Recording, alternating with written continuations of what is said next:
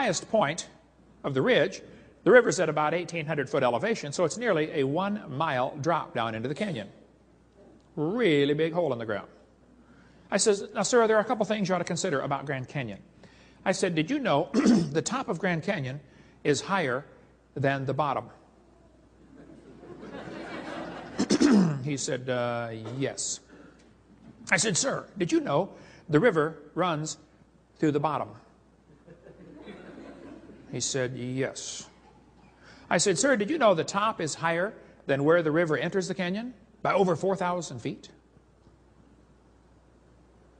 I said, sir, did you know that rivers don't flow uphill?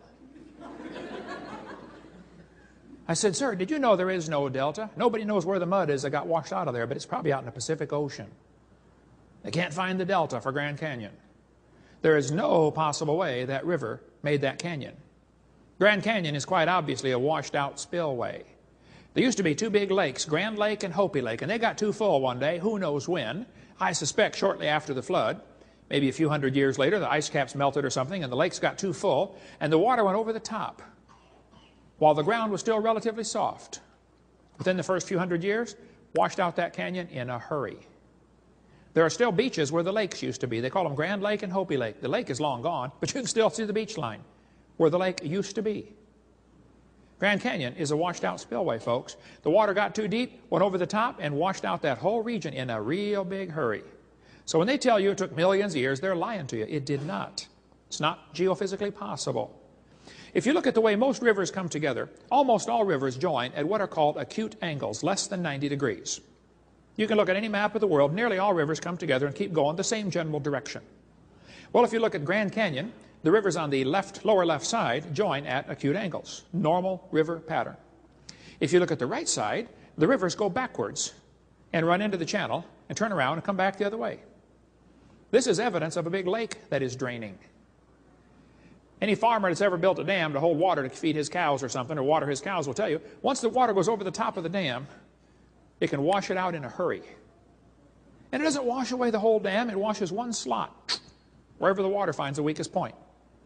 So the water's running backwards off the dam to hit the lower channel, turn around, come back the other way. Grand Canyon was not formed by the Colorado River, folks. Grand Canyon was formed by a flood. A lot of water with a little bit of time.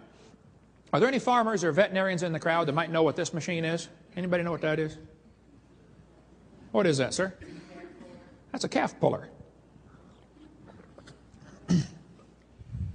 That's a what?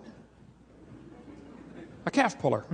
Once in a while, a cow has a hard time having that baby calf, and so to get the calf puller out, tie the cable around the calf's leg and jack the calf out of the cow. You get a few tons of pressure on there, that calf comes right out, no problem. One day, this farmer was out pulling a calf. It was a breech birth. The back feet are coming out first. Not good, but hey, it happens once in a while. And so the farmer had the calf puller out there, and he's pulling the calf out of the cow, and a city fellow stopped his car to see what on earth is going on. And the farmer said, "Hey, you ever seen anything like this before?" The city fellow said, "No, sir, I ain't never seen nothing like this." The farmer said, "You got any questions?" The city fellow said, "Yes, sir, I have one question." The farmer said, "Let's hear it." The city fellow said, "How fast do you figure that calf was going when it ran into that cow?" No, we're not separating the wreck here, fellas. You know, two people can look at the same thing, and one of them gets the wrong idea of what he's looking at. The Bible warned us that was going to happen. 2 Peter chapter 3, knowing this first, there shall come in the last days scoffers. Did you know there are people that scoff at the Bible? I deal with them on a regular basis. I attract them like a lightning rod. And the Bible says they're going to walk after their own lust. See, the reason some people don't like the Bible is because of their lust, not because of their science. They don't like that book because it chaps their hide. I tell them, you better get some Vaseline, man. You're going to need it because you're going to be judged by that book, whether you like it or not. Well, the scoffers in the last days, the Bible says they're going to say, where is the promise of his coming? For since the fathers fell asleep, all things continue as they were. Boy, that's an important phrase. Peter told us in the last days, the scoffers would say, the way things are happening now is the way they've always been happening. Long, slow, gradual processes. Uniformitarianism. The Bible says the scoffers will be willingly ignorant. Willingly ignorant. In the Greek, that means dumb on purpose. They're willingly ignorant of how God made the heavens and the earth. We covered that on video number 2, why it's heavens, plural. And how the earth was overflowed with water and perished. The scoffers are willingly ignorant of the flood. We'll cover lots more about the flood on videotape number 6. What caused the flood, anyway, and what damage it did to this planet. Well, one of the scoffers in the last days was a guy named James Hutton. James Hutton lived in the late 1700s, and he wrote a book and said the earth is much older than everybody thinks. Now, you need to understand, during James Hutton's lifetime, most people believed the Bible, and most people thought the earth was about 6,000 years old. But this was also a time of many revolutions. We had the American Revolution, the French Revolution, the Spanish, the Polish, the German. Everybody's getting rid of the king and establishing democracies. Well, whether that's good or bad is another subject, but the fact is the Bible says to honor the king, and some people thought the Bible was an obstacle to their political objectives. And so they wanted to discredit the Bible. So back when everybody thought the earth was a few thousand years old, James Hutton came along and said it's millions of years old. He was one of the first guys in the Western world to come across this idea and say, oh wow, maybe the earth is real old. James Hutton developed an idea called uniformitarianism.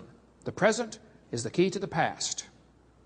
In other words, the way things are happening now is the way they've always been happening. Just like Peter prophesied these guys would come. Well, I think the Bible is the only perfect key to the past, but that's another story. The fact is, James Hutton's book that he wrote had a very strong influence on a young lawyer from Scotland. The lawyer's name was Charles Lyell. Charles Lyell, the lawyer, hated the Bible.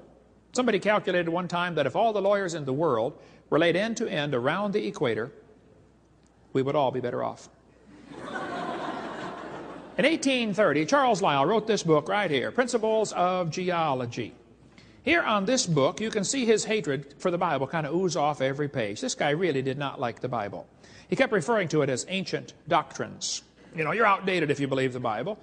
He talked about those people who have religious prejudices because they believe the Bible. He said, men of superior talent who thought for themselves and were not blinded by authority. I mean, you can just skim through it for yourself and you'll see he didn't like the Bible. Charles Lyell said his goal was to free the science from Moses. What do you suppose he meant by that? You see, people who read what Moses wrote will feel that God made the world in 6 days and the flood formed most of the geology of the world. Noah's flood messed up the real estate big time. And if people believe the book that Moses wrote, they're going to think that coal, oil, natural gas formed from the flood when things got buried. And they're going to think the canyons formed as the water ran off from the flood. Lyell didn't like that idea. He wanted people to believe the earth is millions of years old. Charles Lyell, in this book, building on the work of a couple other guys, he developed the idea that each layer of the earth is a different age. And he invented what we call today the geologic column. How many have ever heard of the geologic column before? He divided the earth up into layers, and they gave each one a name, an age, and an index fossil. Maybe you saw the movie Jurassic Park, named after the Jurassic layer. Each layer was given a name, and they told everybody how old it was. Now, this was done in 1830, long before there ever was carbon dating, potassium-argon dating, rubidium-strontium dating, lead-208, lead-206, uranium-235, uranium-238. None of those existed. This was all done based on the assumption that each layer is a different age. They made up the whole thing out of the clear blue sky. Now, it's a fact the earth has many layers of rock. No question. That's a fact, folks. How'd they get there? Well, there are two interpretations. The evolutionist will say the layers formed slowly over millions of years, and each one is a different age. The Bible-believing Christian says, oh no, these layers are all from the flood in the days of Noah. You can get a jar of dirt, shake it up, set it down. It'll settle into layers for you in a few minutes. But the guys, again, who believe in evolution are always trying to erase the line and make you think their interpretation is part of the fact column. The geologic column is actually the Bible for the evolutionist. It can only be found one place on planet Earth. The only place you will ever find the geologic column is in the textbooks. There is no geologic column. This guy admits it. He said if there were a column of sediments, unfortunately no such column exists. I had a professor I debated one time said, oh, Hovind, you're wrong. Now, there are 26 places on planet Earth where the geologic column exists. I said, no, I'm sorry, you're wrong. There are 26 places on planet Earth where the fossils are found in the order you would like them to be. But that doesn't prove the geologic column exists in any of those places. There is no geologic column. If there was, in one place it'd be 100 miles thick. And the obvious question would be, where's all this dirt coming from?